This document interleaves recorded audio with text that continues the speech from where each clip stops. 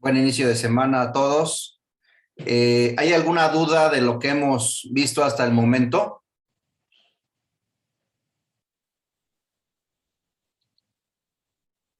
No, maestro, por el momento no. ¿Todo está claro? Sí, está claro, maestro. Solamente quería preguntar, e incluso por ahí lo había dicho en la otra clase, Sí. en cuanto a la personalidad, eh, ¿qué pasa si en el juicio inicial, en la instancia inicial, en primera instancia, alguien comparece en nombre y representación de algún menor? Y en el transcurso de ese tiempo, cuando se va a promover un amparo indirecto por violación al derecho de petición, adquiere la mayoría de edad. ¿Quién debe de promover el amparo? ¿El que ya alcanzó la mayoría de edad o la persona que en su momento promovió en nombre y representación del menor? ¿Es cuánto? Bueno, aquí tendríamos que distinguir si dependiendo del tipo de representación que sea, si es una representación legal o si es una representación voluntaria. Si es una representación legal, al momento de que cumpla la mayoría de edad, pues la representación legal se extingue, ¿no? Si es una representación voluntaria, no. Hay casos, por regla general, el menor de edad pues tiene una incapacidad de goce, ¿no? Entonces, para el tema de la representación voluntaria, sin embargo, en algunos casos específicos y excepcionales, puede designar a representantes, ¿no? Entonces, si es un representante voluntario, en los casos excepcionales en los que puede designarlo, la representación voluntaria continúa y puede presentarla o el representante voluntario o el menor que ya se convirtió en mayor, ¿no? En mayor de edad. Pero si es una eh, representación legal, como por ejemplo en el caso de la patria potestad de los padres o puede ser de un tutor, eh, me parece que automáticamente se extingue la, la patria potestad en estos casos. En caso, por ejemplo, de la patria potestad se extinguiría al momento de cumplir los 18 años. Otro caso sería diferente si este menor, al convertirse en mayor, sigue teniendo, bueno, tiene una capacidad diferente en la que es necesario que continúe la representación legal, ¿no? Entonces, son diferentes los casos. Si es representación legal. Y si es representación legal, se tiene que distinguir en dos casos, en dos supuestos. Si esta representación legal es una persona, tiene una incapacidad legal o natural, ¿no? En el caso del artículo 450 del Código Civil, establece cuando existe una incapacidad legal y natural, ¿no? Señala a los menores de edad y señala a todos los demás supuestos en los que el menor o mayor no puede manifestar su voluntad y expresar su voluntad para intervenir en los actos jurídicos, ¿no? Entonces, en concreto, para no darle mucha vuelta, es, eh, es si hay una incapacidad por ser menor de edad, distinguimos. Si el menor de edad no tiene una capacidad diferente que no le impida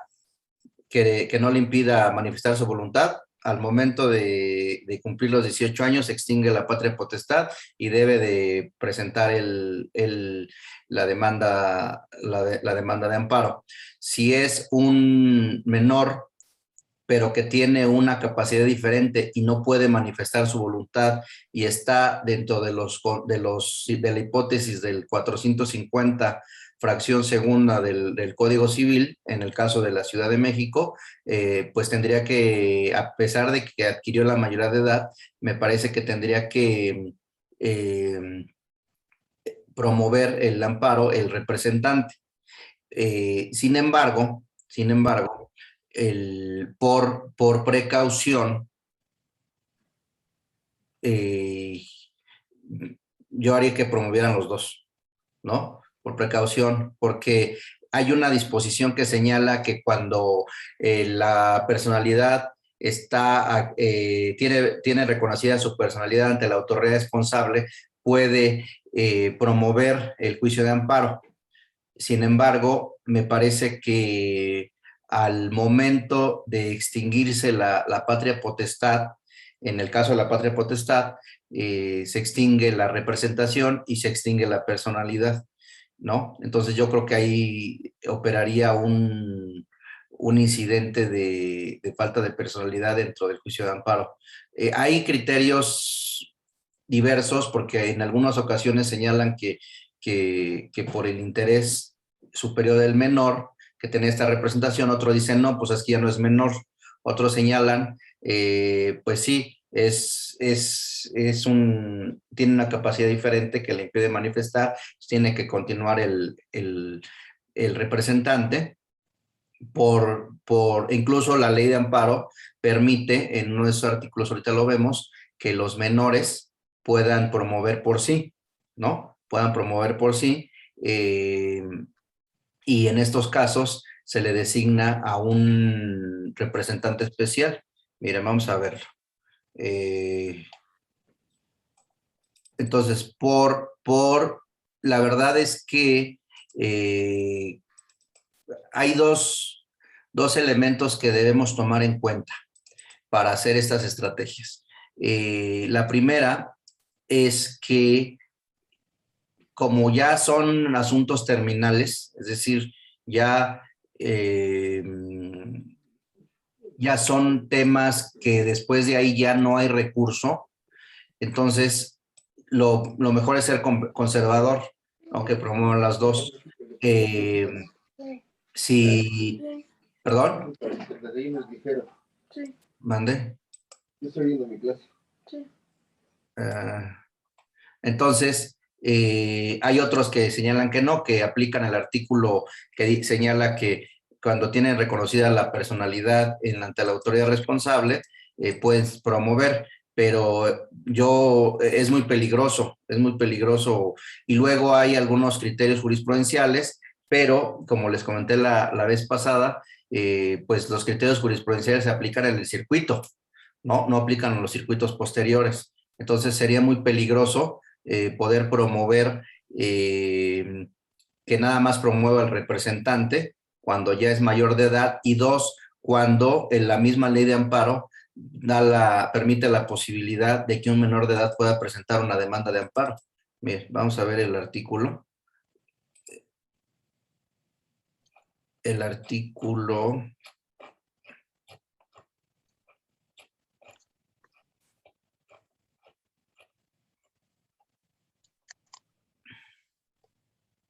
Es el artículo 8 de la ley de amparo. El artículo 8 de la ley de amparo establece lo siguiente: el menor de edad, la persona con discapacidad o el mayor sujeto a interdicción podrá pedir amparo por sí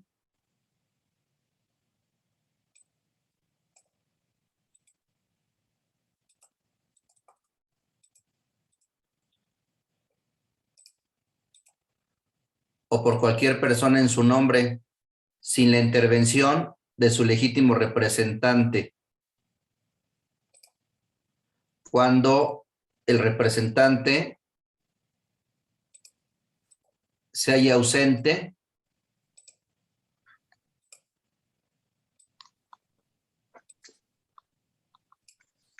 e ignore quién sea esté impedido o se negare a promoverlo.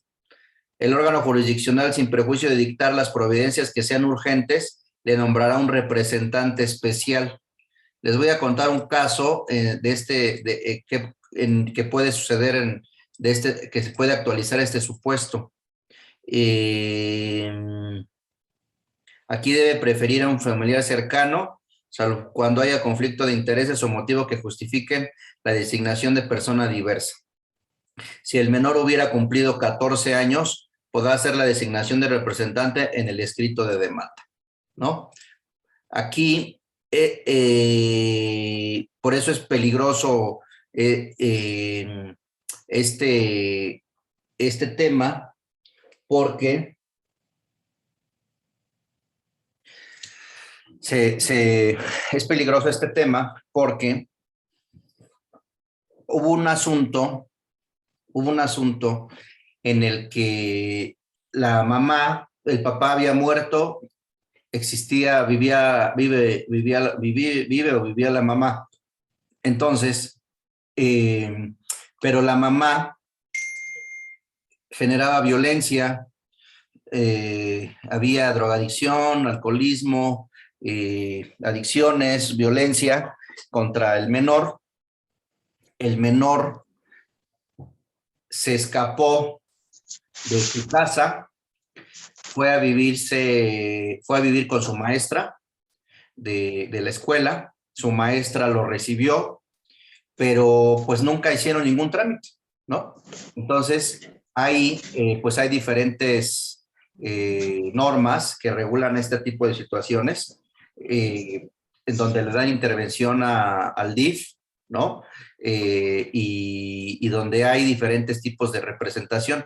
Ahí en esa materia se dan diferentes tipos de representación, ¿no? Y aquí lo que sucedió es que la mamá presentó una denuncia por la sustracción y por la retención del menor. Entonces, avanzan las investigaciones, la maestra no se da cuenta, la mamá, pues, para que no o para protegerse de que el niño, de la violencia y del entorno familiar, lo que sucedió fue que presenta esta denuncia y ella sabe, al final, el menor le habla y le dice, mira, estoy aquí con mi maestro, muy bien, y la señora, la mamá le dice, pues ahí quédate. Al final, pues, yo ya no pago nada, ya no hago nada, pero continúa con el trámite de la carpeta de investigación, ¿no? Por la denuncia. Entonces, en un momento dado, llega la policía de investigación al domicilio donde habita el menor y lo encuentra, ¿no? Lo encuentra ahí. Entonces le pregunta, oye, tú estás aquí, etcétera, etcétera, y con quién estás, y etcétera, etcétera. Bueno. Entonces, en el tipo penal de retención y de sustracción y retención, pues es necesario para que dentro del tipo penal que no haya habido consentimiento de quien ejerza la patria potestad, ¿no? Entonces, en este caso, lo que sucedió fue que con ese informe de Policía de Investigación, el Ministerio Público ordenó restituir al menor a su mamá, ¿no? A su mamá de manera inmediata. Ordenó con una técnica y ordenó, solicitó al juez de control el cateo a efecto de que no tuviera ningún impedimento para entrar al lugar y llevarse al niño, ¿no? Entonces, de ahí llega un citatorio a la maestra y con el carácter para que le tomen su entrevista, ¿no? Con el carácter de imputada. El carácter de imputada de sustracción y de retención del menor, ¿no? Ahí, pues ustedes saben, si ven el tipo penal de sustracción y retención, es trascendente el hecho de que el menor diga que está por su propia voluntad, ¿no? Se requieren otros elementos, ¿no? Entonces, aquí, pues, es evidente, pues, que era necesario presentar una demanda de amparo y solicitar la suspensión del cateo y la suspensión de la orden del Ministerio Público de reincorporar al menor con su mamá, ¿no? Porque pues había violencia, había drogadicción, alcoholismo, etcétera, etcétera, ¿no? Y toda la familia, ¿no? Entonces, aquí la duda era, ¿quién presenta el amparo? ¿No? Presenta el amparo el menor, presenta el amparo la maestra, él puede otorgar un poder o no puede otorgar un poder. ¿Por qué? Porque pasa lo mismo con las órdenes de aprehensión. Normalmente los jueces solicitan la ratificación de las demandas, pues si le solicitaba la ratificación, pues iba a presentar. El menor tenía 16 años, o tiene 16 años, van a tener más. Entonces, si solicita la ratificación, pues en el momento de ratificar, ahí lo agarran y se lo regresan, ¿no? Entonces, aquí había una complicación adicional. Había la complicación adicional de que hay una ley especial que regula este tipo de guarda de los menores y que interviene el DIF, que en caso de conflicto, pues iba a quedar a disposición del DIF, ¿no? Entonces, eso le podía causar un daño irreparable al menor, ¿no? De por sí ya tenía daños derivados de la violencia que había sufrido en su familia, y todavía, iba a poder existir el riesgo de que el DIF quedara a disposición del DIF, ¿no? Porque cuando le tomaran su entrevista al menor, pues iba a decir había violencia, había drogas, alcohol, etcétera, etcétera. Entonces, pues no lo iban a restituir a la mamá, sino lo iban a poner a disposición del DIF, ¿no? Porque la maestra no había tenido no había realizado ningún trámite a efecto de tener la guarda del menor, ¿no? No solo existe la guarda y custodia o los tutores en el Código Civil, sino también existe estas leyes especiales que regulan las guardas excepcionales, ¿no? Entonces, pues ahí era importante presentar un amparo, ¿no? Y el amparo lo presentó el menor, ¿no? El menor y la maestra, porque aquí se aplicó esta situación. Lo presentó el menor y luego lo presentó por sí y lo presentó la maestra por cualquier persona en su nombre, sin la intervención de su legítimo representante.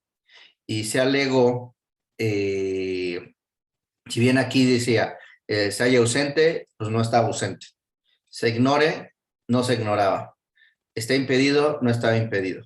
O se negara a promoverlo, tampoco se negaba a promoverlo. Entonces se solicitó que en ejercicio del control de convencionalidad, ya ustedes saben, bueno, más adelante les voy a platicar que el control de convencionalidad tiene 3 fases. La interpretación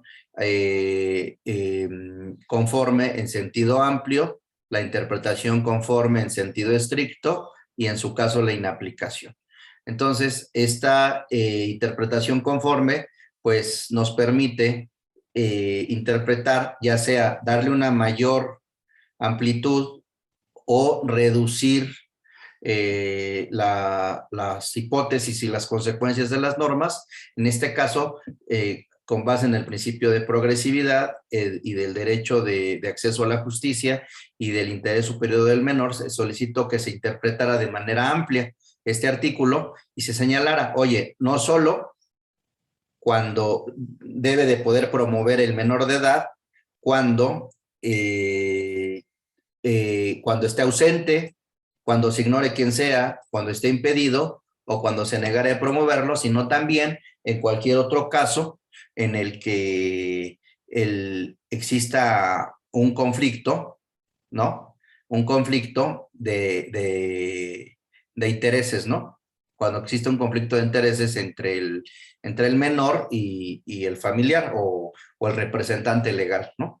Entonces, en este caso se presentó, a pesar de que existen, regresando a la pregunta inicial de quién debe promover, a pesar de que existen los diferentes criterios encontrados, donde pues puede promover el que inicialmente tenía la reconocida la personalidad ante la autoridad responsable, unos aplican ese artículo y otros aplican el otro, en el que se extingue la patria potestad al momento pues, de cumplir los 18 años, ¿no? Entonces, por precaución, no se confíen, no es que hay jurisprudencia, es que hay tesis, es que, porque pues hay los procedimientos de modificación de jurisprudencia, ¿no? Entonces, salen después con que en una nueva reflexión del tema, ahora ya no es así, ahora ya es asá. Entonces, imagínense la gravedad del tema, del asunto, si ustedes se dejan llevar porque hay una jurisprudencia o porque hay una tesis o etcétera, etcétera, ¿no? Entonces, por precaución, yo lo que haría, promovería los dos, ¿no? En conclusión. ¿Alguna otra pregunta? ¿Sí quedó claro o lo quedó más confuso? No, está bien, maestro, gracias. ¿Sí? Ok. ¿Alguna otra pregunta? Bueno, entonces, ok, bueno, entonces regresamos, estábamos en nuestra demanda, estábamos revisando nuestra demanda de amparo y nos quedamos, estábamos viendo los requisitos de la demanda, ya habíamos visto la competencia, habíamos visto que puede promover por sí o por apoderado, les comenté de la conveniencia de que promueva el apoderado, el domicilio, la diferencia entre los autorizados, ¿no? De los autorizados que requieren la cédula y estar inscrito en el registro único de profesionales del derecho, y los autorizados nada más para oír y recibir notificaciones, y les comenté la diferencia entre la autorización para que les puedan hacer las notificaciones vía electrónica en términos del acuerdo 12-2020, que es muy diferente a acceder, consultar, revisar y promover el expediente electrónico, ¿no? Es muy cómodo que les hagan las notificaciones vía electrónica, ¿no? Sin embargo, en la práctica hay todavía muchos errores, se advierten muchos errores en la práctica de las notificaciones. A veces no suben los documentos, a veces los suben después, entonces uno se puede quedar en estado de indefensión, pero les dicen, no, es que no te vas a quedar en estado de indefensión, porque en términos del acuerdo 12-2020 hay un artículo que les permite presentar unos incidentes técnicos, de fallas técnicas. Sin embargo, la verdad, de lo que yo he visto en los juicios de amparo, en muy pocas ocasiones, la autoridad del Consejo de la Judicatura y de los juzgados aceptan que se equivocaron. Esa es la realidad, ¿no? O sea, yo he visto muy pocas ocasiones en donde aceptan, efectivamente hubo error en el sistema y se te suspenden los plazos y por lo tanto, te repongo la notificación. La verdad es que es yo lo he visto muy poco, ¿no? No sé los demás que hayan tramitado juicio en línea, si realmente han visto que acepten el error, la Dirección de Tecnologías de Información del Consejo de la Judicatura o los juzgados. Pues, ¿por qué? Porque aceptan el error pues implica una responsabilidad administrativa. Y yo no creo, pues por lógica, de entrada, pues no van a aceptar el error, pues para evitarse una responsabilidad administrativa. Entonces es peligrosísimo estas notificaciones vía electrónica. Son muy cómodas, por ejemplo, cuando se litiga en diferentes estados, ¿no? Para no ir hasta el lugar donde está el juicio, pero son peligrosísimas, ¿no? Son peligrosas. Entonces, una cosa es las notificaciones y otra cosa es acceder, consultar, revisar, e incluso algunos juzgados condicionan el acceder, consultar y revisar y promover el expediente electrónico a que se autorice. Y eso es ilegal porque el acuerdo de 12-2020 señala que esto es voluntario, ¿no? Entonces, vamos a ver el acuerdo 12-2020. Es importante este acuerdo en el tema del amparo. Vamos a ver el acuerdo 12-2020. A ver. Miren. Entonces,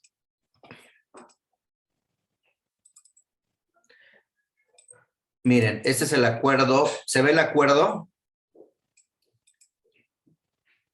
Acuerdo General 12-2020 del Pleno del Consejo de la Judicatura, que regula la integración y trámite de expediente electrónico y el uso de videoconferencias en todos los asuntos competencia de los órganos jurisdiccionales a cargo del propio Consejo, ¿no? Y luego aquí, de aquí es importante varios artículos. De aquí, de este acuerdo, es importante el artículo 3, la integración y consulta de los expedientes electrónicos regulados en el presente acuerdo se regirán por las siguientes fases. Y aquí es importante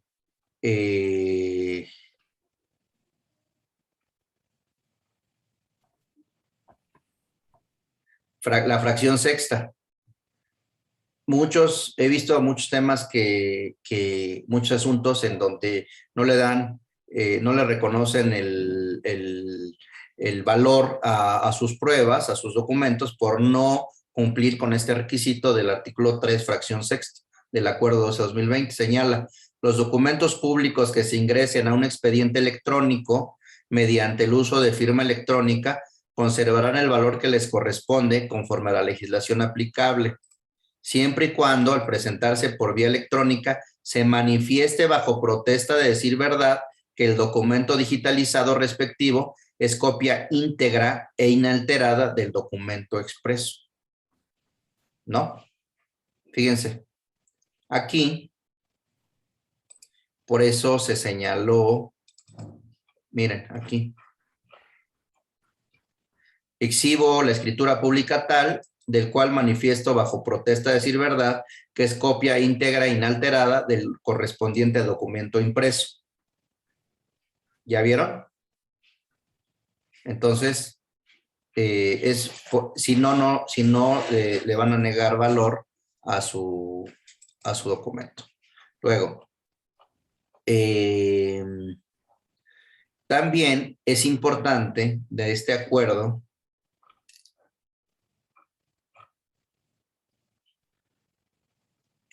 el artículo 13. Este es el incidente técnico que les señalo. Sin embargo, yo la verdad he visto muy poco que sea procedente este incidente. O sea, que la autoridad acepte su error, ¿no? Por la posible responsabilidad administrativa en que pudieran incurrir. Yo no lo he visto. O sea, no he visto que digan, sí, nos equivocamos y lo vamos a arreglar, ¿no? Entonces, no se confíen. El artículo 13 señala, cuando las partes autorizadas para consultar expedientes electrónicos de los asuntos competencia de los órganos jurisdiccionales o bien las servidoras o servidores públicos de los órganos jurisdiccionales adviertan una falla en los sistemas del Consejo de la Judicatura Federal que impide el envío de documentos vía electrónica o la consulta de las determinaciones judiciales que obran en un expediente electrónico o carpeta digital deberán informar a la Dirección General de Tecnologías de la Información a través del vínculo denominado aviso de fallas técnicas. En caso de que no resulte posible por esta vía, se dará el aviso respectivo a través de los correos electrónicos destinados para tal efecto en la pantalla principal del portal. Fíjense, dentro de las 24 horas siguientes al momento en que se presente el aviso de falla, la persona de la Dirección General de Tecnologías de Información del Consejo deberá rendir un informe por vía electrónica en el que precisará la existencia o no de la falla. O sea, la falla de la existencia o no del error depende de ellos, ¿no? Entonces, permítanme un segundo. ¿Cuándo van a... Permítanme un segundo.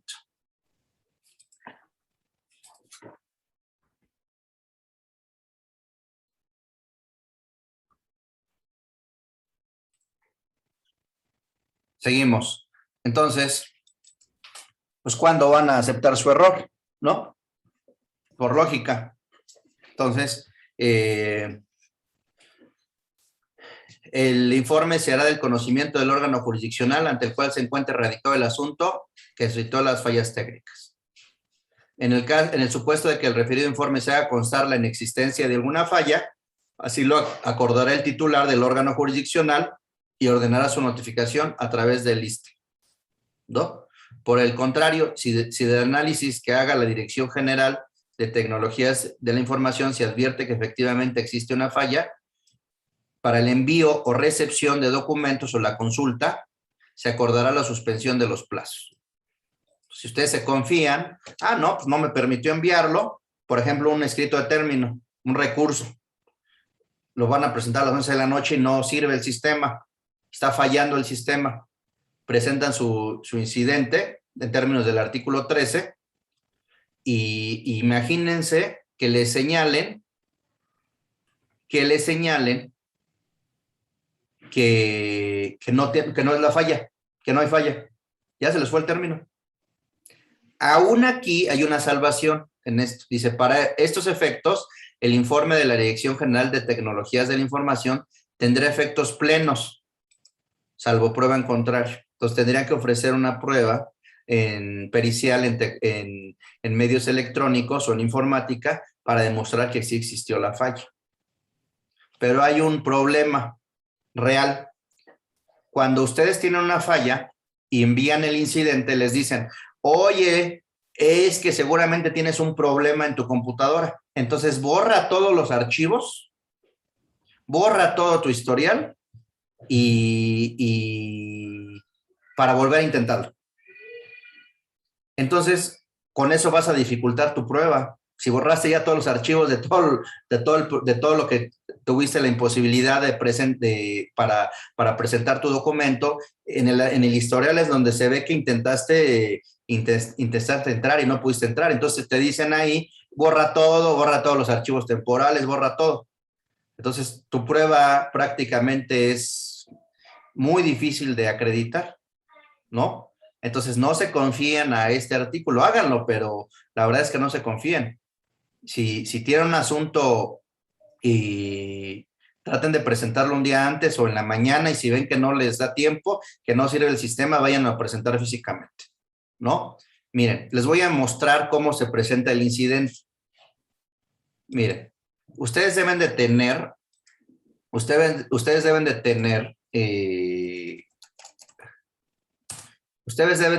una cuenta en el portal de servicios en línea del Poder Judicial de la Federación, ¿no? Ese es el portal de servicios en línea.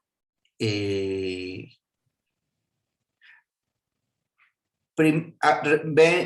acuerdan que en el artículo 13 decía que si la falla técnica se tiene que mandar por el link del aviso de fallas técnicas, y si no es posible, se tiene que mandar por medio de correo electrónico, que está en la página? Este es el correo. Aquí está el correo, miren. ¿Ya lo vieron? Escritorio de soporte @ correo consejo de la judicatura .gov.mx. Este es el correo. Aquí está el correo. pero originalmente lo tienen que presentar por aquí.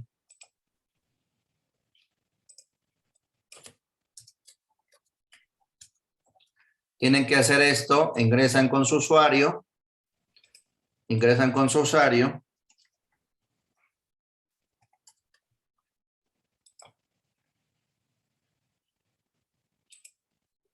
y aquí, ¿ya vieron? Fallas técnicas e incidencias. ¿Sí se ve? ¿No se ve? ¿Aquí? Sí se ve. ¿Sí se ve? Miren, fallas técnicas e incidencias, y aquí ya lo relacionan con algún juicio, tipo de órgano, no sé, administrativo, primero, amparo indirecto, le ponen el número de expediente, ¿no? Y relatan la incidencia. Y lo envían.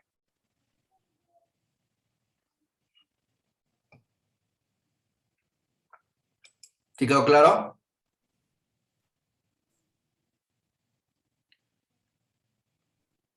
¿Sí queda claro? Sí, profesor. Sí. Ok, Maestro, muchas gracias. bueno. Entonces, tengan mucho cuidado con eso, ¿no? No se confíen. Luego, de aquí les había señalado los efectos perseguidos, que es el artículo 77, y habíamos señalado que en el artículo 77 que tenemos que distinguir si el acto reclamado era un acto positivo, era un acto negativo, o era un acto omisivo, o era una norma, ¿no? Dependiendo del tipo de acto reclamado que sea, es el efecto que se persigue, ¿no? En el caso, estos son actos positivos, pues el efecto es que se dejen insubsistentes, que se regresen a las cosas al estado que se encontraban antes de la violación, ¿no? A efecto de que, es decir, en el caso de requerimiento de pago, embargo, emplazamiento, pues que se anule todo lo actuado para que la persona pueda defenderse, ¿no? Y aquí hay una jurisprudencia de la primera sala, emplazamiento, el amparo concedido en su contra, tiene como efecto dejarlo insubsistente y reponer el procedimiento desde su actuación, ¿no?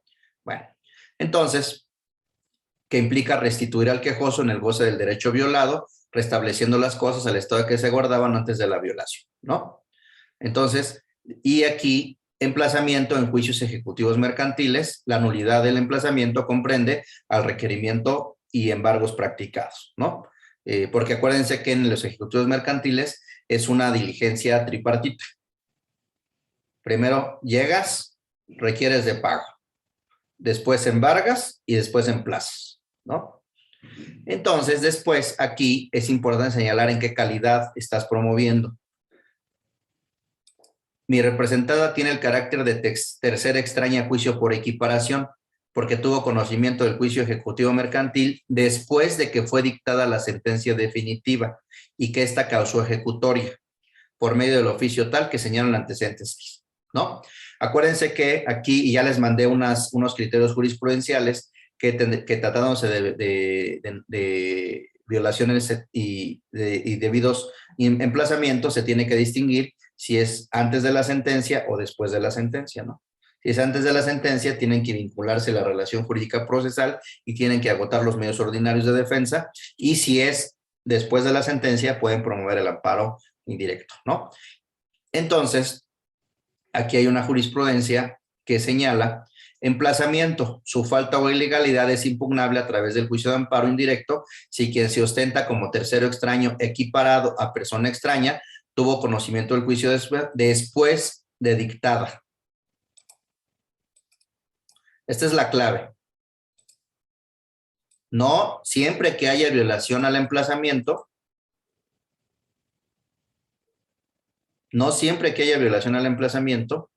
procede el amparo indirecto. Tiene que ser después.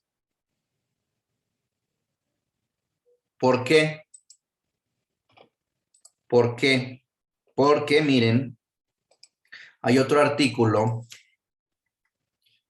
Ahorita les pongo la ley de amparo.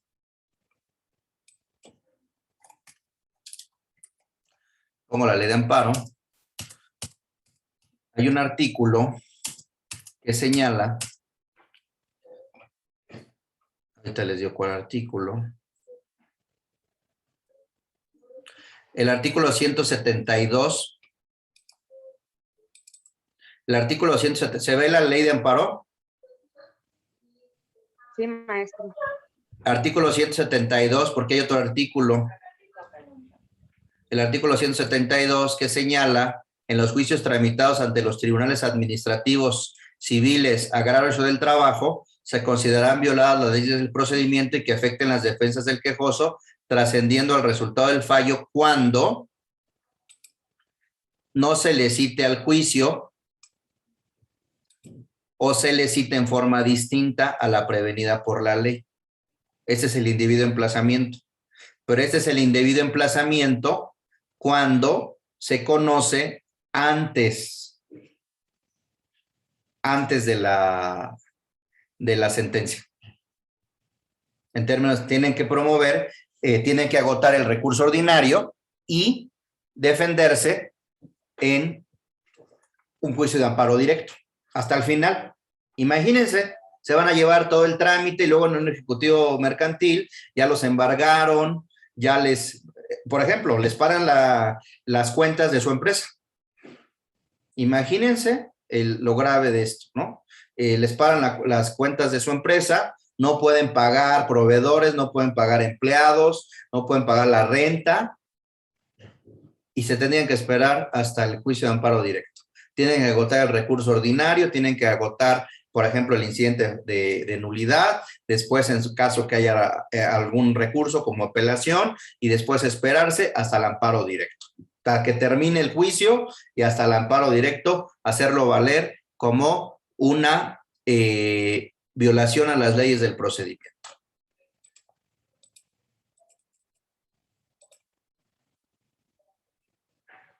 Entonces, está por un lado este artículo y por el otro lado está el 61, ¿se acuerdan? Perdón, el 107. El 107, en donde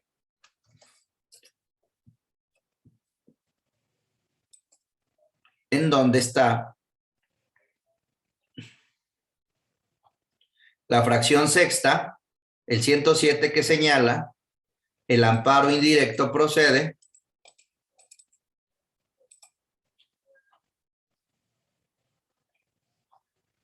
cuando afecten a personas extrañas. Entonces está por un lado el 107 que procede a amparo indirecto, fracción sexta, cuando afecten a personas terceras extrañas, que es en el caso de indebido emplazamiento, ya habíamos visto que es un tercero extraño por equiparación, y por el otro lado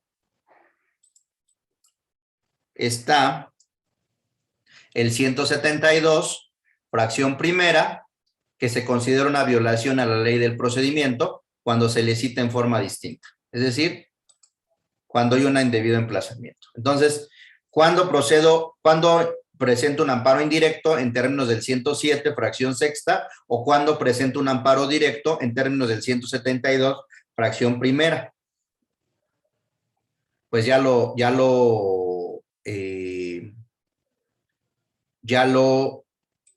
definió la jurisprudencia, ¿no? Si conocen antes de la sentencia,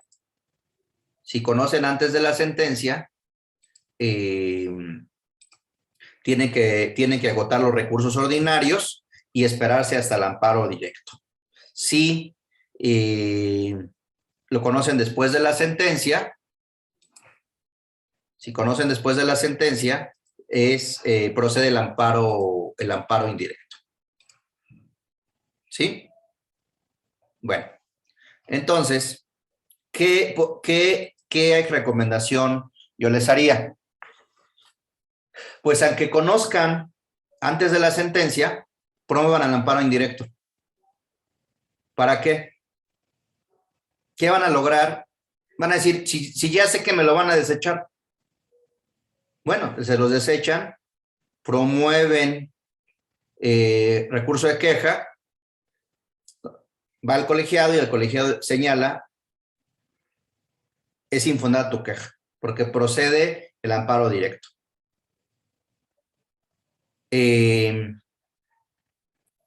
Si ya sabes que te lo van a desechar, ¿para qué lo tramites? Ah, bueno, es que se puede, primero, pueden cambiar el criterio, hacer valer nuevos. Recuerden que estas tesis, miren de qué año son de 2012.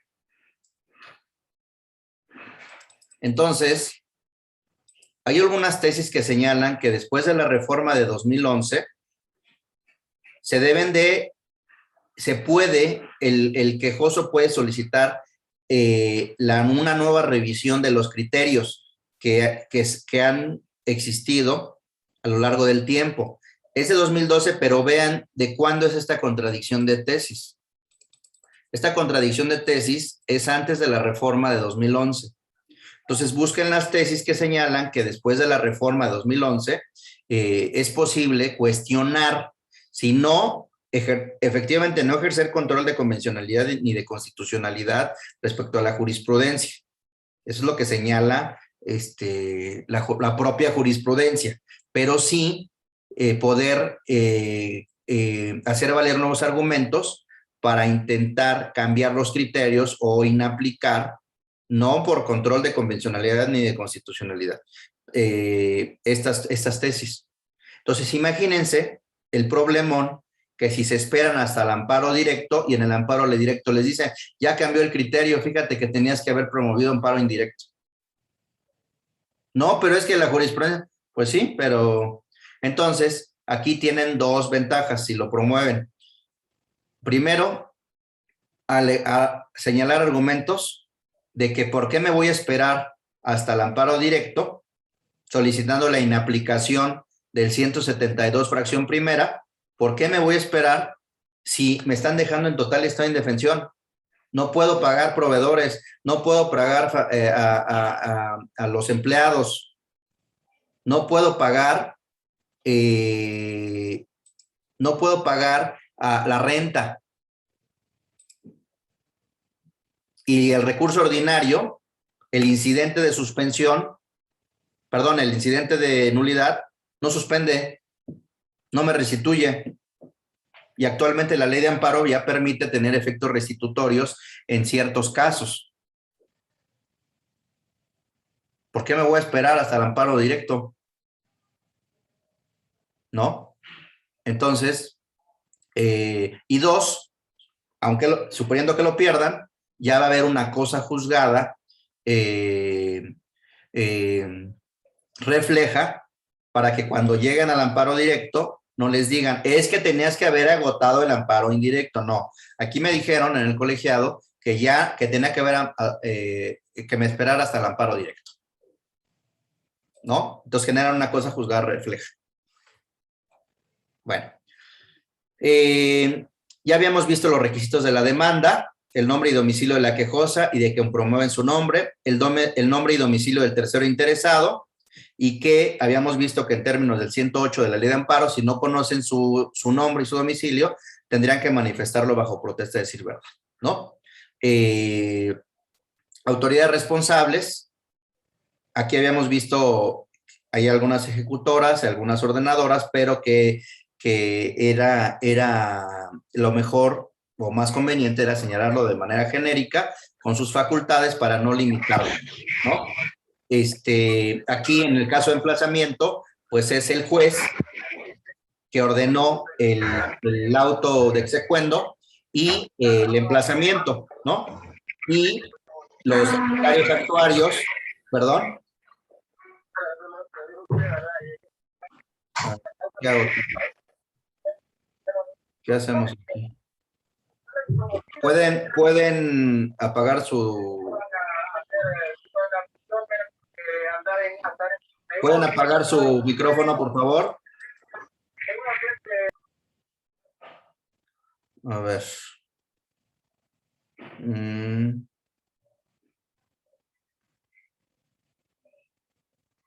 Ya, ¿verdad? Ok. Bueno, Entonces, aquí los indebidos emplazamientos, pues se señala como autoridad responsable el juzgado que ordenó el acto de secuendo y que ordenó el emplazamiento. Se señala a secretarios actuarios, ¿no? Se señalan a los conciliadores, que también tienen facultades para realizar emplazamientos. Y en la parte de los actos o omisiones que se reclaman de la autoridad, pues hay que señalar autoridad por autoridad. En el caso del juzgado, los actos, pues los que conocemos hasta ese momento, ¿no? No conocemos todo, conocemos algo. Conocemos estos autos, no sabemos su contenido, conocemos que hay una sentencia, no sabemos su contenido, o a veces sí, sabemos el contenido. El acto de ejecución, el oficio, todos los autos, decretos, sentencias interlocutorias, sentencias definitivas, así como todos los autos, decretos, interlocutorias en ejecución de sentencia que haya dictado dentro del juicio ejecutivo tal, en el que aparece como parte actor el señor tal en contra de mi representado, así como todo lo actual. También la ejecución de la sentencia mediante decretos, autos, sentencias interlocutorias, ¿no?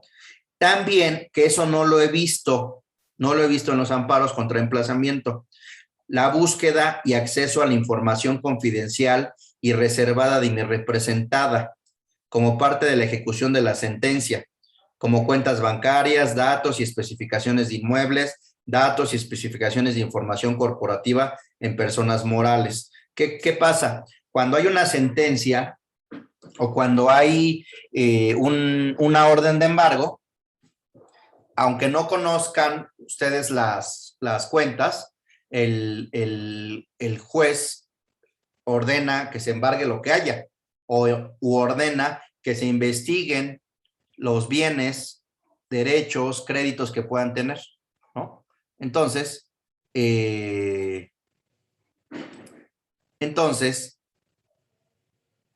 esta manera, también hay que atacar la orden de la búsqueda y acceso a la información confidencial, ¿no?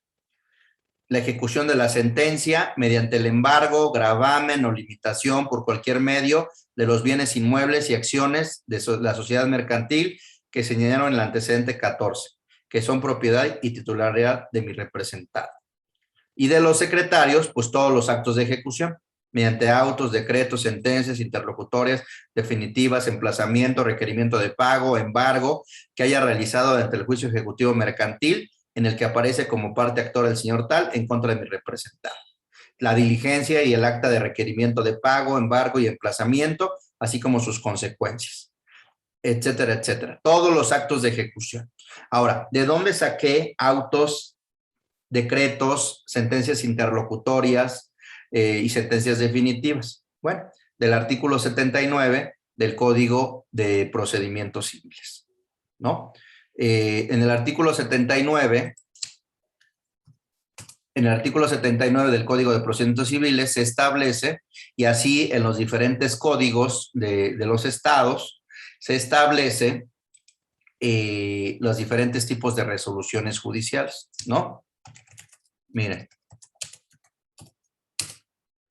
Se establecen los diferentes tipos. Les voy a poner el ejemplo del artículo 79 del Código de Procedimientos Civiles. Ahorita un segundo. Miren.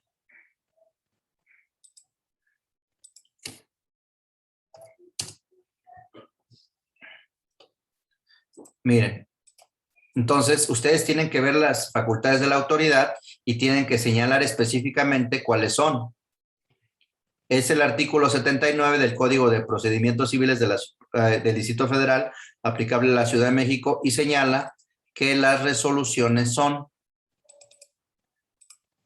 Acuérdense que no hay suplencia de la queja en actos reclamados. Si no ponen todos los actos reclamados, pueden obtener un sobreseimiento. Decretos, autos provisionales, autos definitivos,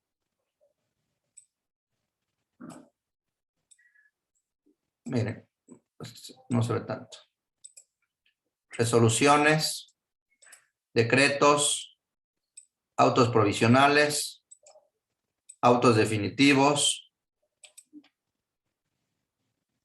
autos preparatorios, sentencias interlocutorias y sentencias definitivas. ¿Ya vieron? Artículo 79 del Código de Procedimientos Civiles para el Distrito Federal aplicable a la Ciudad de México. ¿Sí? ¿Queda claro? Entonces tienen que poner que atacan los decretos, los autos, las sentencias interlocutorias y la sentencia definitiva, así como todos los actos de ejecución, ¿no? Porque recuerden que no hay suplencia de la queja tratándose de actos reclamados. Bueno, entonces, sigamos con la demanda.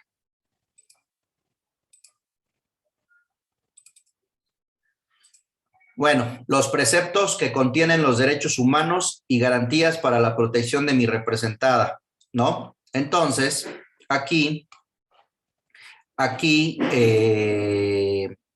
sus derechos humanos y garantías de debido proceso, acceso efectivo a la justicia, debida fundamentación y motivación, seguridad jurídica, audiencia, propiedad. Entonces, primero, debido proceso. No emplazar. Acceso efectivo a la justicia pronta y expedita. Debida fundamentación y motivación. Seguridad jurídica, audiencia y propiedad. Por lo menos, ¿no? Y luego ya vienen los antecedentes. Bajo protesta de decir verdad, los antecedentes se tienen que manifestar bajo protesta de decir verdad. Bajo protesta de decir verdad, manifiesto que los hechos y abstenciones que le constan a mi representada y que constituyen los antecedentes de los actos reclamados y que sirven de fundamento a los conceptos de violación son los siguientes.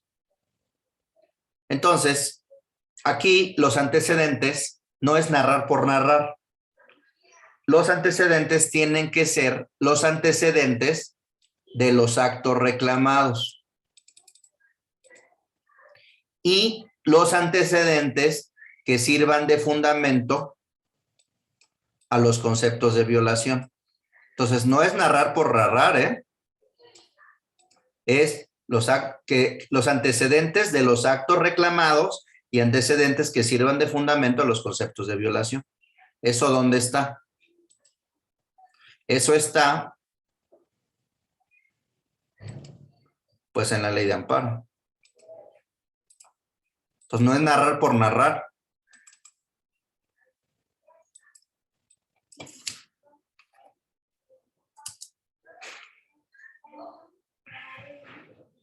Miren, bajo protesta de decir verdad,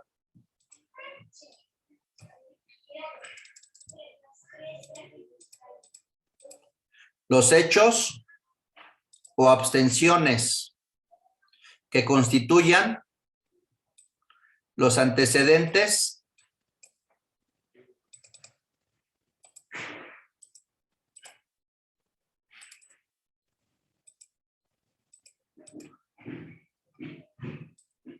del acto reclamado.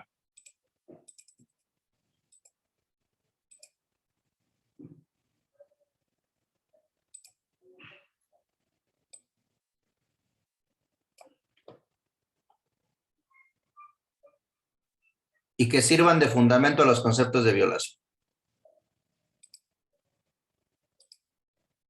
No se ve esto.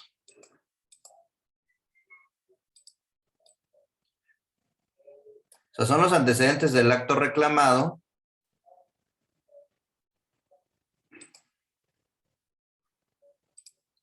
y que sirvan de fundamento a los conceptos de violación. Entonces, sus antecedentes tienen que ir dirigidos a el acto reclamado, a precisar el acto reclamado, y dos, a generar su premisa fáctica en los conceptos de violación. Lo veremos más adelante. ¿Queda claro?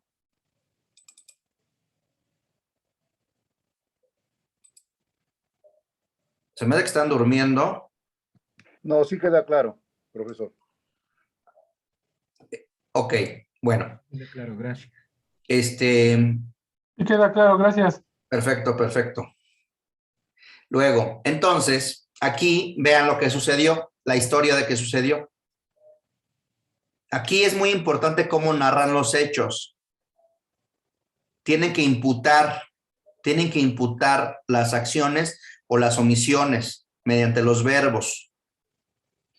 Dentro del juicio de controversia de arrendamiento inmobiliario que inició la persona moral en contra de tal y que tramita el juzgado tal, mi representada tiene el carácter de demandada reconvencional.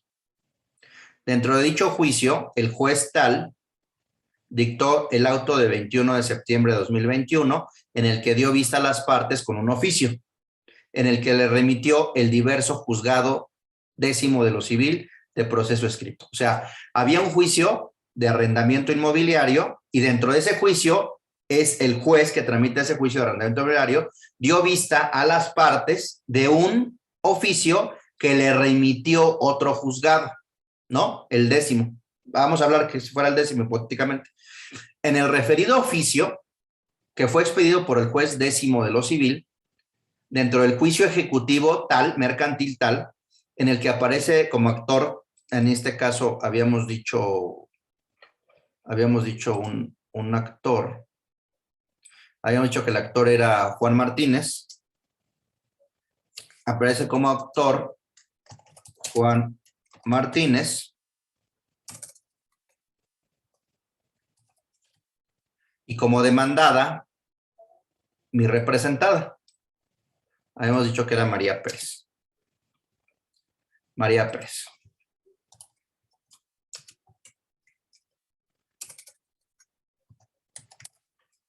¿No? Entonces, en ese oficio,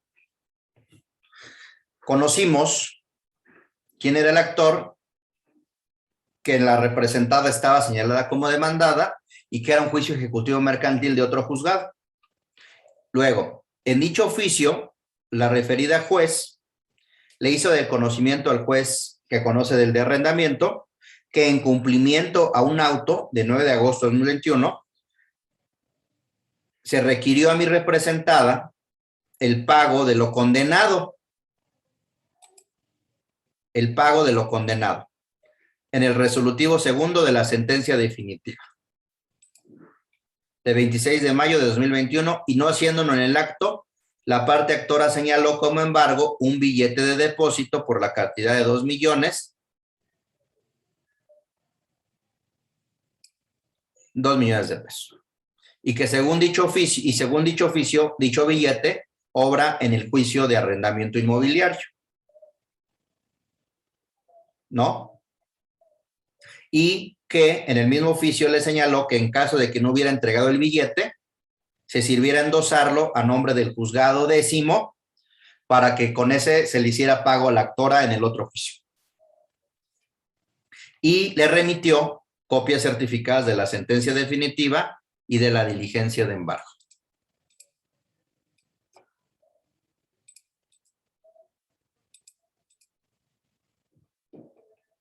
¿No? Aquí que estamos narrando, acuérdense que los hechos van dirigidos a dos cosas, a los actos reclamados y a los conceptos de violación, es decir, a establecer el tiempo, modo y lugar dentro de lo que sea posible de los actos reclamados y la premisa fáctica de sus conceptos de violación. Entonces, como anexos del citado oficio, la juez requiriente acompañó copias certificadas de un acta denominada requerimiento de pago, embargo y emplazamiento, supuestamente desahogada el 12 de marzo de 2021 por el secretario actuario. Según la copia certificada del acta denominada requerimiento de pago, embargo y emplazamiento, el señor tal, es decir, el actor, Juan Martínez,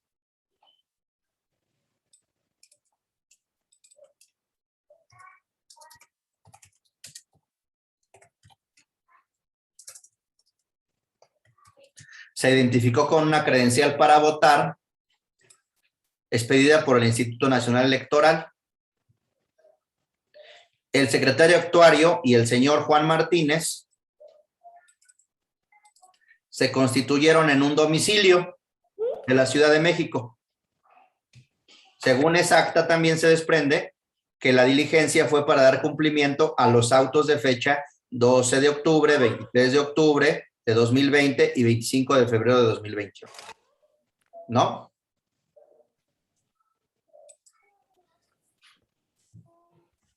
Vente, papi. ¿Quieres subir? ¿Quieres ir conmigo a hacer ejercicio? ¿Quieres ir conmigo? Déjenme, por favor, pueden sus micrófonos, por favor.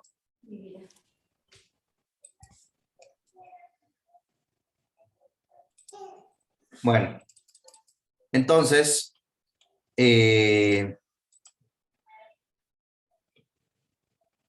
todo esto que está señalado fue señalado previamente en el capítulo de actos reclamados. Todos los actos, la diligencia, el acta, todos los actos que dictó el juez son los antecedentes de los actos reclamados, ¿no? Y luego, de esa acta se desprende que supuestamente el actuario se cercioró de ser el domicilio correcto, por indicárselo así las placas metálicas que se encuentran en la calle, que omitió precisar. O sea, señaló, este es el domicilio correcto y citado en autos porque se desprende de las placas metálicas, pero no dijo de qué, ni de qué calle, ni de qué número, no dijo nada. Y luego, también de esa acta se desprende que supuestamente salió de dicho lugar una persona del sexo femenino de que hizo llamarse Panchita.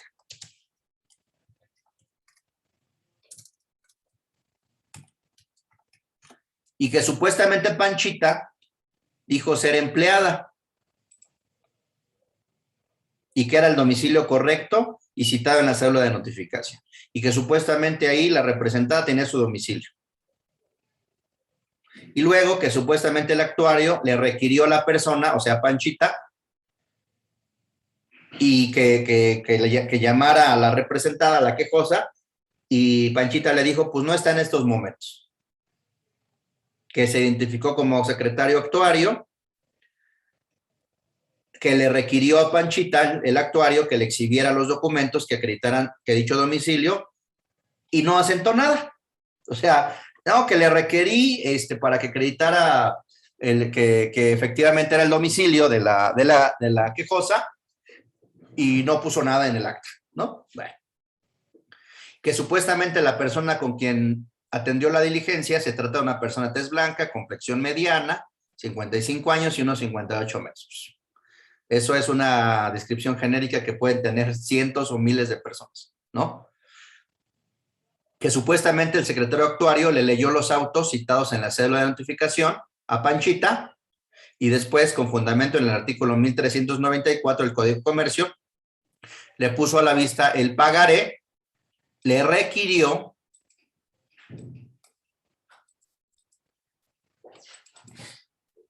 para que hiciera pago inmediato a la parte actora o a quien sus derechos represente la cantidad de 4,400,000, más accesorios legales. Luego, que supuestamente el actuario apercibió a la persona con quien supuestamente entendió la diligencia de no hacer el pago, señalar a bienes de su propiedad, y la percibió que en caso de no hacerlo, el derecho pasaría a la parte actora. Y luego que enterado lo anterior, la persona señaló que no hacía el pago de la cantidad reclamada ni señalaba bienes por no estar autorizado. A ver, permítame un segundo. Por favor.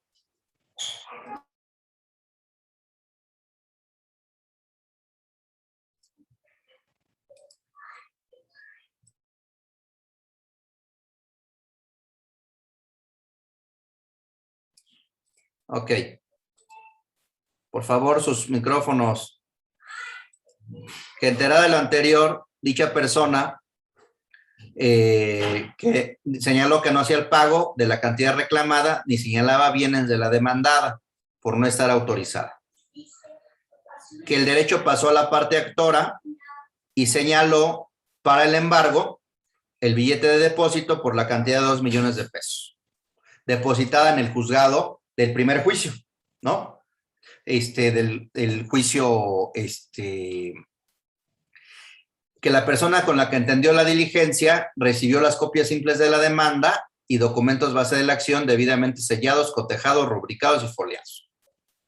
Y luego que notificó y emplazó a la quejosa.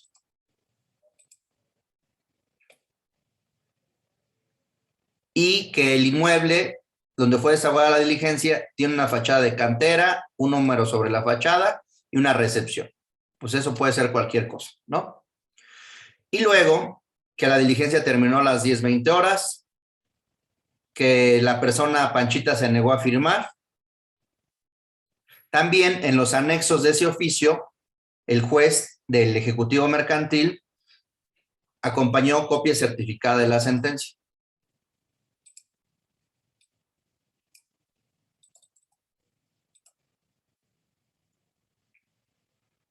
Y de ahí, la quejosa se dio cuenta de que la sentencia,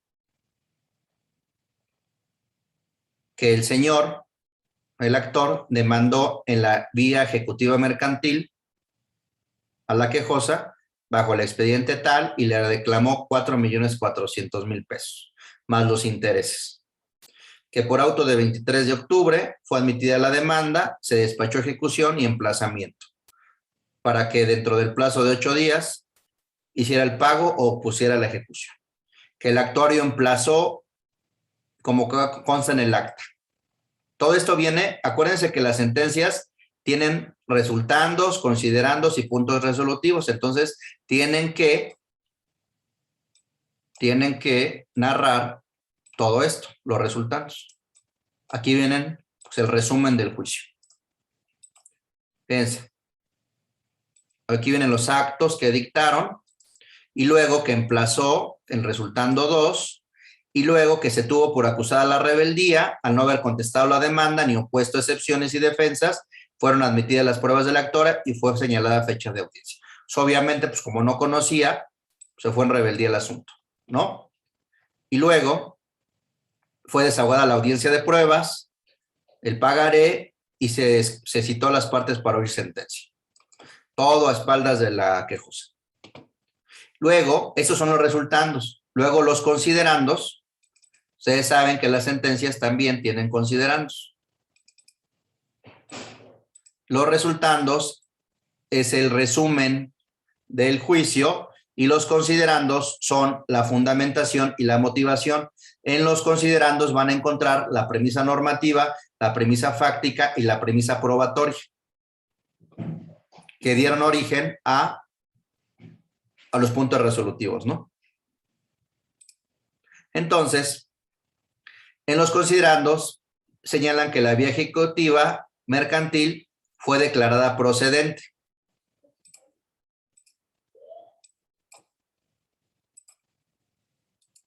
Al fundarse en un título de crédito. ¿No? Luego, que el pagaré es una prueba preconstituida del adeudo, que el pagaré fue suscrito por la quejosa por 4.400.000, que el pagaré reunía los requisitos de forma,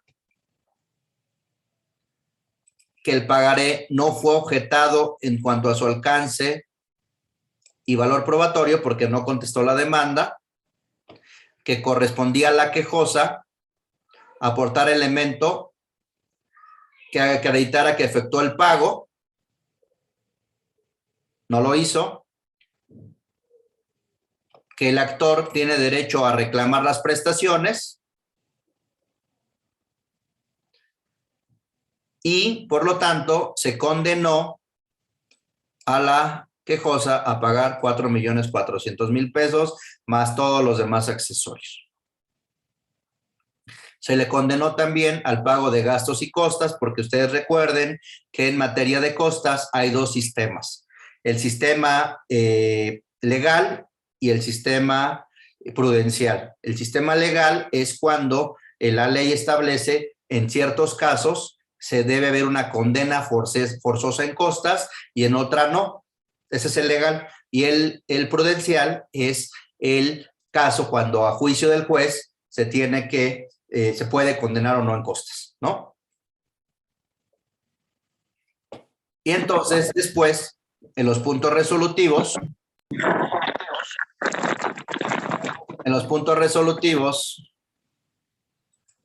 me van a tener que enseñar a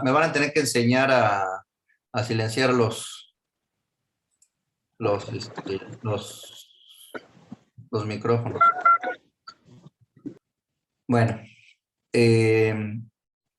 entonces, yo todavía soy de la vieja escuela de las clases en ¿cómo se llama? Físicas presenciales. Entonces, pero bueno, hay que aprender esto. Luego, que a mí me parece más pedagógico esto, porque ve uno la demanda, ve uno cómo va avanzando, ¿no? A estar platique y platique, ¿no? Salvo que tengas proyector, ¿no? Pero bueno, entonces, y además pues lo pueden grabar, ¿no? Se puede grabar y lo podemos subir. Bueno, entonces, en los puntos resolutivos, señala que fue procedente la vía ejecutiva mercantil, en donde el actor probó su acción y la demandada se constituyó en rebeldía. Entonces, después condenó al pago de 4.400.000 más accesorios, ¿no? Fue condenada a pagar las costas y entonces, con motivo, ya esos son los hechos. Acuérdense que los hechos van encaminados a los antecedentes de los actos reclamados y dos, la premisa fáctica de sus conceptos de violación. Entonces, como ven aquí, ya señalamos los antecedentes de los actos reclamados, es decir, los antecedentes del indebido emplazamiento y todo lo que ha avanzado con posterioridad. Y señalamos que hay una sentencia, la describimos y señalamos que hay actos de ejecución de sentencia. ¿Por qué? Porque si no señalan que hay actos de ejecución de sentencia, les pueden, o que no hay, o si no señalan que hay sentencia, ¿qué les va a pasar? ¿Qué les va a pasar si no señalan que hay sentencia? No le van a dar el seguimiento necesario, la rapidez. Pueden desechar la demanda, ¿por qué? Porque ya les dije que hay un 107, fracción sexta por un lado, y un 172, fracción primera, que en esos dos, cuando hay falta de emplazamiento, a veces procede el amparo indirecto y a veces procede el amparo directo, que para determinar cuándo aplicar el 107, fracción sexta, es decir, el amparo indirecto, o el 172, fracción primera, el amparo directo en contra de emplazamiento, el punto fino es si hay sentencia o no hay sentencia.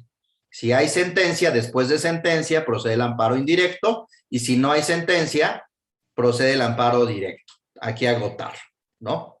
Entonces, si no señalan que hay sentencia y actos de ejecución, pues les pueden desechar la demanda o prevenir la demanda, argumentando que no procede el amparo indirecto, porque no hay sentencia, ¿sí? Luego, fíjense aquí, con motivo de lo anterior, es evidente que la referida sentencia ya está en vías de ejecución y que está en peligro inminente el patrimonio de mi representada. ¿Ya vieron? O sea, aquí estamos señalando que ya está en vías de ejecución la sentencia. Entonces, al decir que ya está en vías de ejecución la sentencia, pues estamos diciendo que lo que procede es el amparo indirecto, en términos del artículo 107, fracción sexta, ¿no? Fíjense, estamos aquí en el 10. Fíjense aquí cómo lo pusimos acá. Vean, cuando empezamos. 107.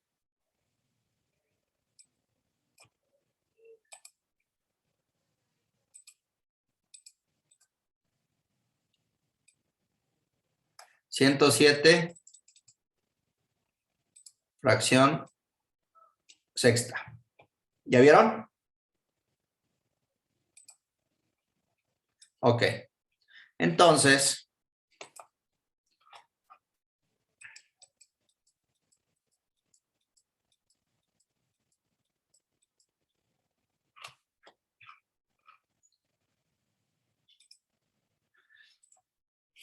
pues el artículo 2964 del Código Civil, aplicable a la Ciudad de México, el deudor responde del cumplimiento de sus obligaciones con todos sus bienes, con excepción de aquellos que conforme a la ley son inalienables o no embargables, ¿no? Acuérdense que esta es el artículo 2964 del Código Civil y los relacionados o los similares que hay en los demás estados, de los códigos de los estados, pues establece que el deudor responde con todos sus bienes, salvo los inalienables o los no embargables, ¿no? Entonces, en los códigos de procedimiento se establece cuáles son los que no se pueden embargar y en los códigos civiles cuáles son los inalienables, ¿no? Por ejemplo, el patrimonio de familia, ¿no? Con ciertos límites no se puede, es inembargable, ¿no? Y también inalienable el patrimonio de familia, ¿no? O, por ejemplo, el salario mínimo, ¿no? Por ejemplo, los instrumentos de trabajo. Por ejemplo, mis libros, ¿quieren embargar? Bueno, no creo que los quieran, ¿no? Pero, como dicen que los pueden dejar ahí en la calle y nadie se los va a llevar, ¿no? Pero son instrumentos de trabajo, ¿no? En el caso de, en todos los códigos procesales, se establece cuáles son los que no son embargables y cuáles son los que son inalienables, ¿no? Pero en general, el deudor responde con todos sus bienes, ¿no?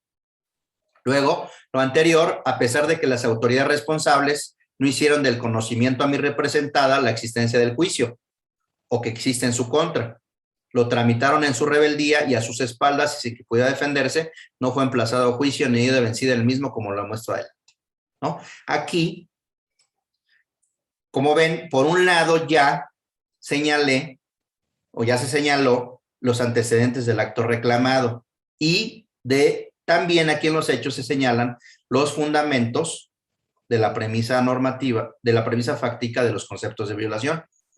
¿Por qué? Porque ¿cuál es la violación? ¿Cuáles los hechos o las abstenciones que constituyen la violación? No hicieron del conocimiento la existencia del juicio, lo tramitaron en su rebeldía, lo tramitaron a sus espaldas, sin que pudiera defenderse, no fue emplazada a juicio, no fue habida y vencido en el juicio. Esa es la premisa fáctica de sus conceptos de violación, ¿no?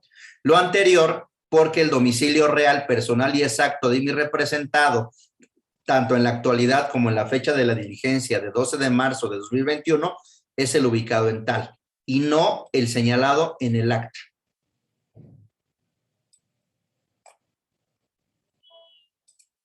¿Sí?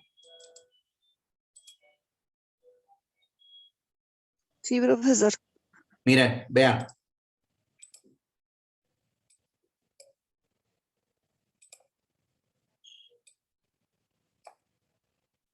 Entonces, aquí, en la primera fase de los hechos, de los antecedentes, se señalan los antecedentes del acto reclamado y en los posteriores se señalan los fundamentos de la premisa fáctica de su concepto de violación. Pues si no la emplazaron o la emplazaron indebidamente, la declararon rebeldía, no fue habida ni vencida. El domicilio real en donde emplazaron es distinto al señalado en el acta de donde le hicieron el requerimiento de pago, el embargo y el emplazamiento, pues es su premisa fáctica de sus conceptos de violación, ¿no? Luego, la señora Panchita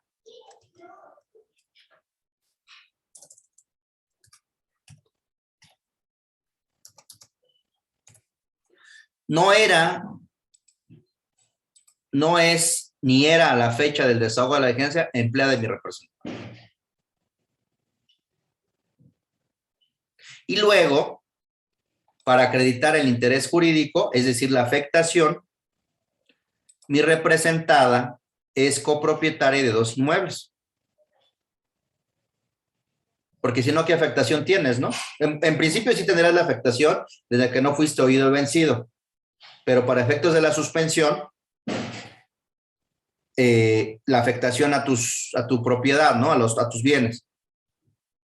Y además es socia de la empresa. Y aquí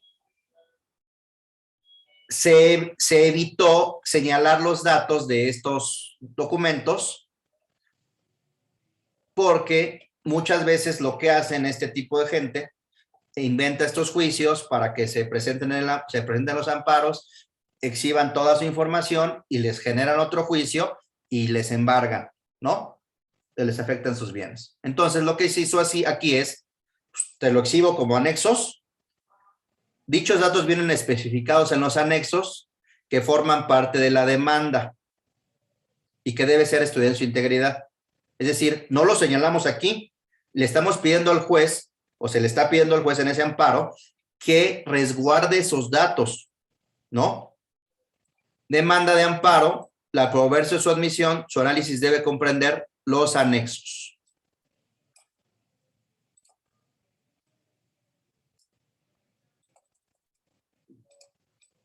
O sea, no le estamos dando la información, bueno, no se le dio la información en ese momento al tercero. Y aquí, ¿por qué? Por la protección de información y de documentos que se exhibe la representada. Entonces, con base en esta jurisprudencia, Telecomunicaciones no debe concederse al quejoso el acceso en el juicio de amparo al dictamen confidencial en el que se sustenta la improcedencia de una denuncia si es materia del juicio. O sea, ¿qué quiere decir? Información clasificada como reservado o confidencial exhibida con el informe, el juez constitucional bajo su más estricta responsabilidad puede permitir el acceso a las partes o a que la se considere esencial para su defensa.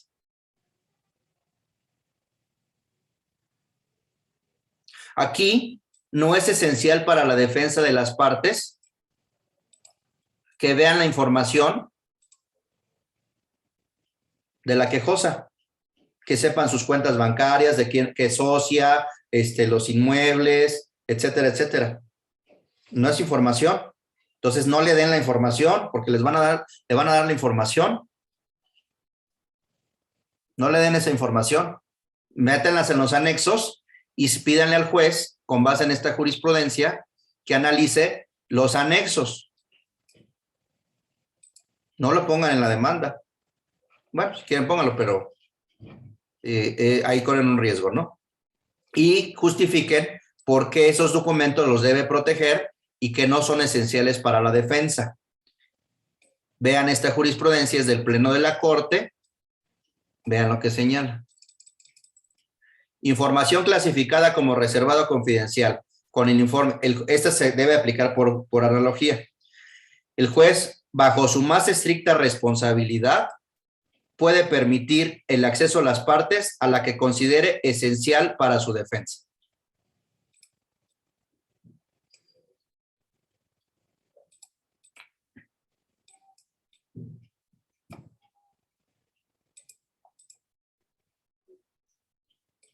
Miren.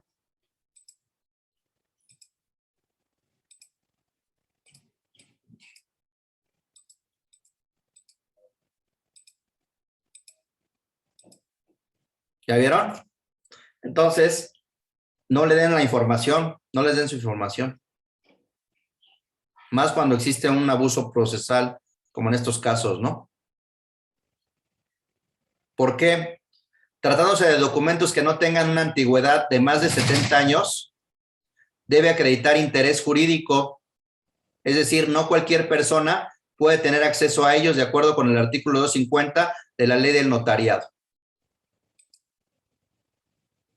O sea, no cualquier persona puede tener, sí, puede tener, les van a decir, es que yo puedo tener acceso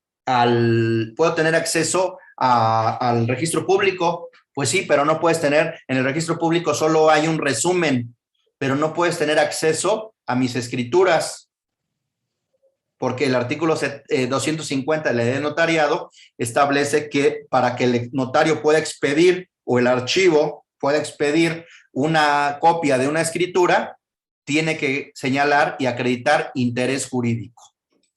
Y si no tiene interés jurídico, vean el artículo 250. Miren, el archivo es privado.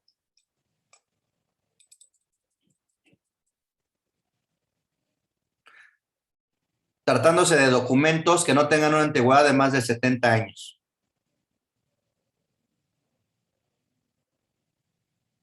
¿No? Entonces tiene que tener interés jurídico. ¿Por qué le voy a dar mi información? Y luego, un notario no debe expedir testimonio, copia certificada de escrituras a persona distinta que no sea el autor del acto o partícipe en los hechos consignados en el instrumento, en términos del 149 de la ley de notariado. O sea, solo tiene derecho a pedir una copia el autor del acto o el participante, en los sucesores o causavientes, ¿no? Pero no los demás. Pues, ¿por qué le voy a dar acceso a mi información? Fíjense, en suma, es evidente que las escrituras que mi representante exhibe conjunto con esta demanda constituyen datos personales e información confidencial y reservada que debe ser protegida, a la cual no debe tener acceso cualquier persona. Entonces, por eso se señala que información clasificada como reservada o confidencial, bajo la responsabilidad del juez, solo puede permitir a la que considere esencial para la defensa de las partes. Aquí es un tema de emplazamiento. Aquí no es esencial para la defensa del emplazamiento, de la legalidad del emplazamiento, pues que vean mis escrituras, que vean mis cuentas, que vean de dónde soy socio, socia, ¿no? Y después ya vienen los conceptos de violación. Esto lo vamos a dejar para mañana porque esto tiene una técnica de elaboración de los conceptos de violación. Sin embargo, les voy a explicar, les voy a dar una pequeña introducción para elaborar los conceptos de violación. Miren,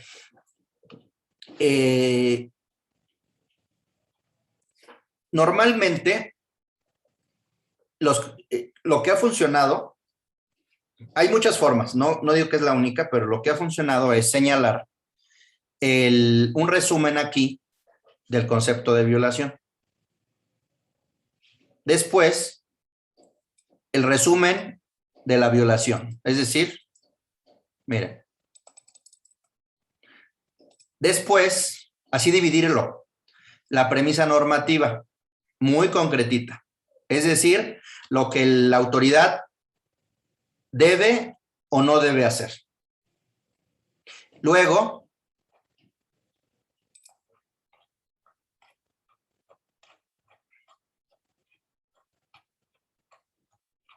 la premisa fáctica y probatoria. Y luego,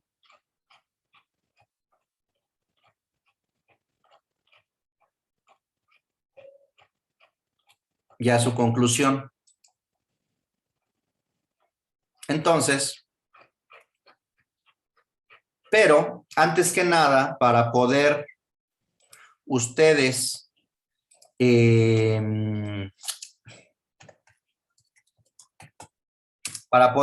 saber cómo crear conceptos de violación, ustedes tienen que saber cómo el sustento para crear esos conceptos, ¿no? Entonces,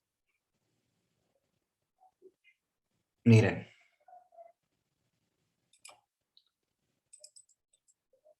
Así nos deberían enseñar, creo yo, o es una forma práctica de enseñar constitucional o derechos humanos. Porque nos enseñan los derechos y derechos y derechos, pero no nos enseñan la estrategia de cómo hacerlos valer en los procedimientos. Entonces, lo primero que, y eso yo veo muy poco que se enseñe o que se explique en los cursos de derechos humanos.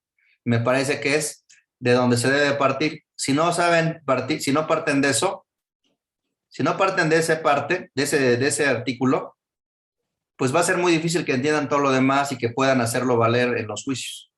Miren, el artículo tiene que partir del artículo primero, párrafo primero. El artículo primero, párrafo primero, establece dos principios. En 1916, cuando estaban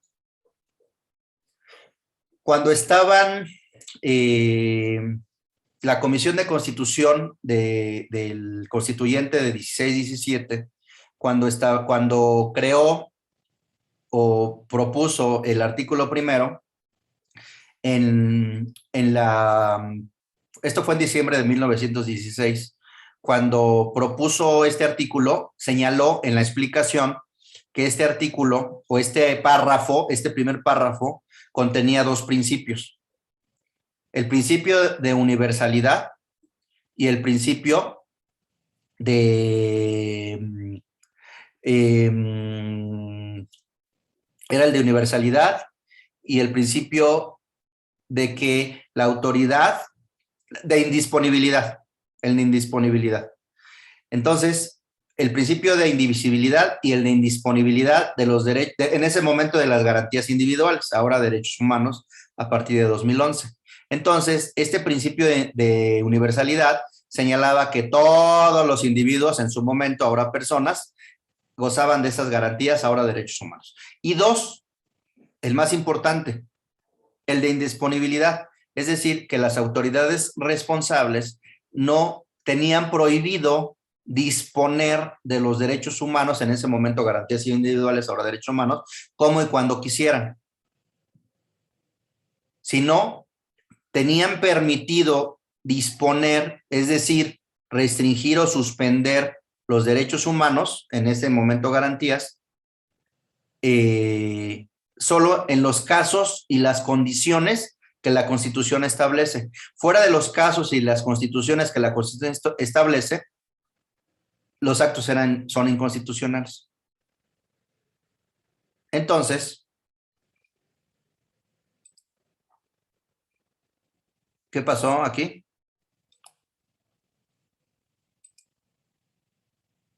¿Quién es Carla Rodríguez? ¿Sí se escucha? Sí, maestro. ¿Quién es Carla Rodríguez? Sí. Es que puso algo aquí en la pantalla. ¿Lo puedes escuchar? Carla Martínez, ¿podrías quitar esto que pusiste en la pantalla?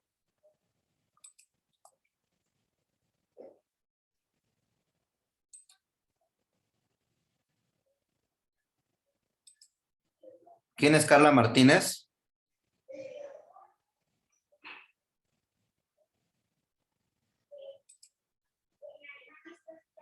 Bueno, seguimos avanzando. Entonces, aquí en los Estados Unidos mexicanos, todas las personas, aquí está el principio de universalidad, gozarán de los derechos humanos reconocidos en esta Constitución y en los tratados internacionales de los que el Estado mexicano sea parte. Entonces, derechos humanos reconocidos en la Constitución y en los tratados internacionales. Pero aquí viene la indisponibilidad, así como las garantías para su protección. Aquí está, cuyo ejercicio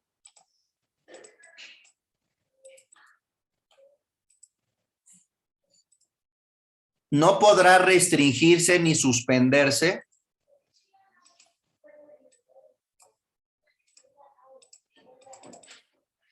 salvo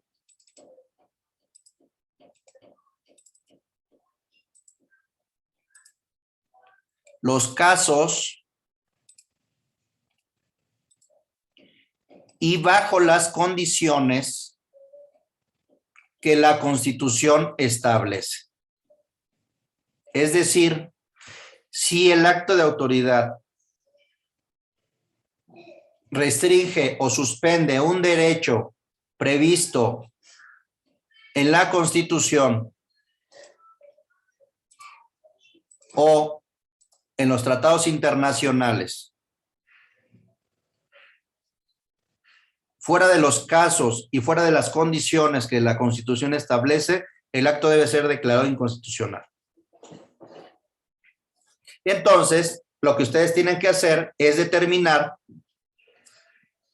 qué derecho está en juego, cuál es el núcleo esencial del derecho, cuáles son los casos y las condiciones en que se pueden ser restringidos o suspendidos en la Constitución y determinar si el acto de autoridad restringió o suspendió dentro de esos casos o dentro de esas condiciones, o lo hizo fuera de esos casos o fuera de esas condiciones. Si lo hizo fuera de esos casos y fuera de esas condiciones, el acto debe ser declarado inconstitucional.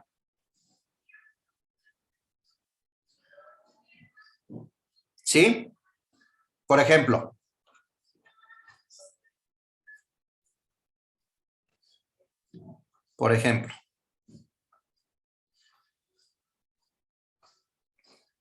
miren, normalmente en cada derecho se establece el núcleo del derecho y se establece el núcleo del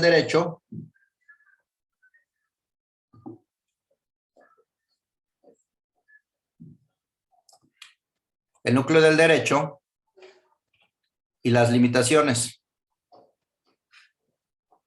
Mire, vamos por ejemplo al 11.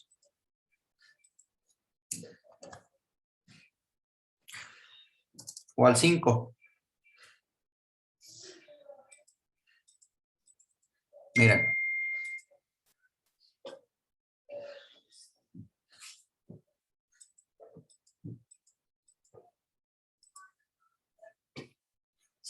A ninguna persona podrá impedirse que se dedique a la profesión, industria, comercio o trabajo que le acomode, siendo lícitos.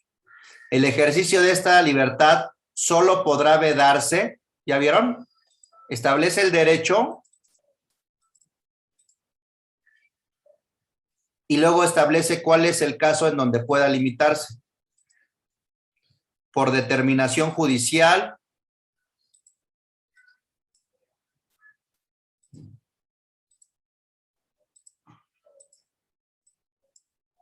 cuando se ataquen los derechos de tercero o por resolución gubernativa, dictada en los términos que marque la ley, cuando se ofendan los derechos de la sociedad. Nadie puede ser privado del producto de su trabajo, sino por resolución judicial. ¿Ya vieron? O sea, viene el núcleo del derecho y luego se señala cuáles son los casos y las condiciones en los que puede ser restringido o suspendido. Bueno, nos quedamos hasta aquí. Mañana entramos a los conceptos de violación en relación a esta demanda de amparo. ¿Hay alguna duda, algún comentario, alguna crítica? No, profesor, mil disculpas. Lo que pasa es que no sé qué moví en la laptop y ya no supe qué pasó. No te preocupes, está bien. Se marcó, discúlpeme. No te preocupes, está bien. ¿Alguna duda, algún comentario? ¿Nada? No, ¿Está profesor, claro todo? Todo perfecto. Todo muy bien explicado, profesor, y muy claro. Muchas gracias. Todo bien explicado, gracias.